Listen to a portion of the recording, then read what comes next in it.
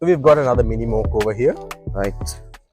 The This is moke Vinod's. or Vinod's moke, Yeah, right? yeah. The moke or donkey as it was known as. Well, Donkey. known as a donkey because carrying loads. Well, that's Right. what I remember reading ages ago. Right. So it's an incredibly fun car to be in as well. Nice. And here we have got right next to the moke a very interesting Upali Mazda, which I was just talking to the owner some time back. Yeah. Is one of the cars that was actually owned and driven by Upali Vijayawardena. Oh, is it? Wow. So this car is not only in amazing condition, but it is a significant piece of our country's automotive and entrepreneurial history. Totally. Because imagine, we were making these cars locally. Wow, We were brilliant. assembling these here. Brilliant. You had the Upali Mazda and you had the Upali Fiat as well. I really like the lines of the car, Ashrak, and it still remains very practical with great ground clearance, and I think it stands the test of time, I guess. It does, it does. Indeed, it does. I mean, it still looks great nowadays. Totally. And then we've got a Ford Cortina here. 1600 Super. So this was your typical British family saloon. But being a 1600 Super, it could have been a bit in the performance category at that time. Right, and then we've got a Mini. Now this Mini also is quite interesting because I was just having a chat with the owner some time ago as well. Yes. Note that it has 10-inch wheels. Now a very popular thing for Mini owners to do is to upgrade the wheels to 13-inch wheels because they allow fitting of bigger brakes and stance and all that. But this Mini has actually got 10-inch wheels, and the owner was telling me that it was actually not easy to find these rims. Oh, is it? Yeah. If you look at the original Minis, I mean, take one of the most well-known Minis of all time, Mr. Bean's Mini. Yeah. It has 10-inch wheels. Wow. I didn't know It that. originally came with 10-inch wheels. Nice. And we got this lovely MG over here, Ashrak. Yes. Beautiful, stunning red example. Once again, a quintessential British sports car.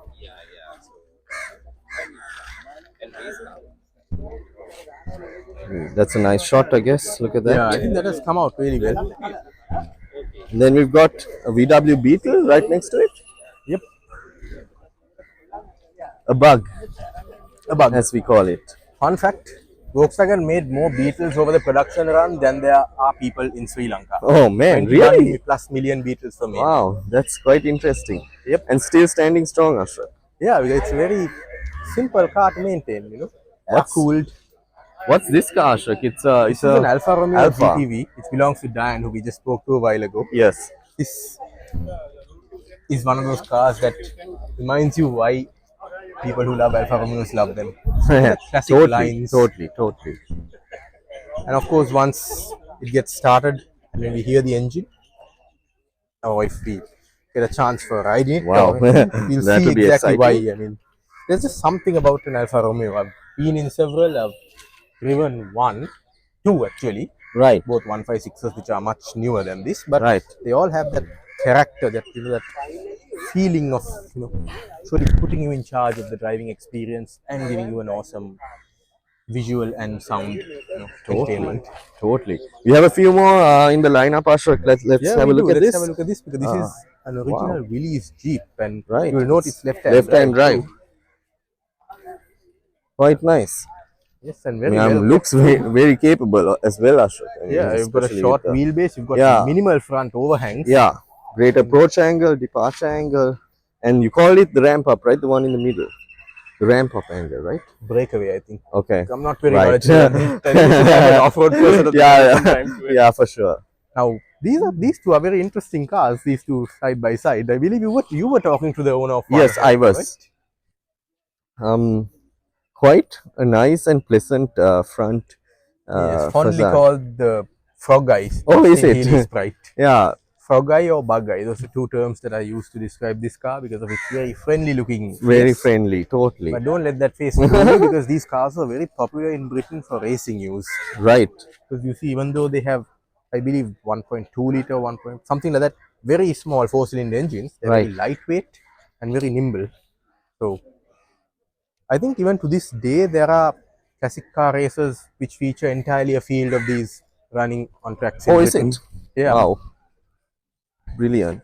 So this is a Morris Minor. Yeah. Minor 1000 by the badging, which means it has the larger I think 998cc four-cylinder engine. Looks like it's got the same color as that one. Very possible, a Yeah, shade of off-white. yeah, Now this is a two-door convertible. The Minor came in two-door convertible form, four-door form, and if I'm not right. mistaken, Morris Minors were used as taxis in Sri Lanka. My Oh, is it? parents have spoken about that fact Wow. many times. And then what's this car? Quite an interesting looking car. Personally, I do not know what this car is. To be honest, neither do I. Okay, let's And that find goes to out. and that goes to show that even if Yeah, you've been in the business for several years as an auto journalist, there are still yes. cars that will stump you. But that's the interesting part, right, Ashrak? That's That why we're is here. exactly. And this car does have a column shift as well. Oh, wow. Okay, right. And finally, what we've got here is another Peugeot 203. Once again, you can see that these were very popular in Sri Lanka. And this one too, as well, all 203s have that door configuration that I mentioned to you. Oh, the Both suicide the door. suicide door for the front, Mhm. where both doors are hinged on the B pillar of the car. Nice. I think we covered the entire lineup, Ashrak. Now let's wait for the cars to drive out and look at some footage of the cars in motion. Yeah, we should. Let's do that.